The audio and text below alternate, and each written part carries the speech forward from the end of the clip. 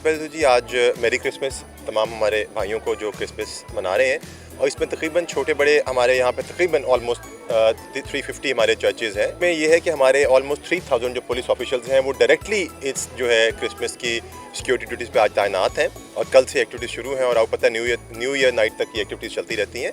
और इसमें अल्लाह का शुक्र है कोई ऐसी इस वक्त कोई ऐसी फ़िज़ा नहीं है, कोई ऐसा मसला नहीं है। जिस वाक़ तो आपने निशानदेही की है वहाँ पे भी अमन है, बिल्कुल आशनी है, कोई ऐसा मसला नहीं है। वहाँ पे भी अभी हम जा रहे हैं, इससे पहले भी हमारे ऑफिसर्स वहाँ पे हमारे आरपीओ साहब जो हैं वहाँ पे उन खुशियों में साथ शरीक हो चुके हैं। ट्रैफिक की ड्यूटी लगाई गई है, सिक्योरिटी की प्रॉपर डिप्लॉयमेंट की गई है, 3 लेयर सिक्योरिटी लगाई गई है, हमने रिजर्व्स रखे हुए हैं और हमारे शहर के दाखिली खारजी रास्तों पर सिक्योरिटी लगाई गई है। तो इस लिहाज से अल्लाह का शुक्र है सब जो चीज़ें हैं वो बहुत कंट्रोल में है।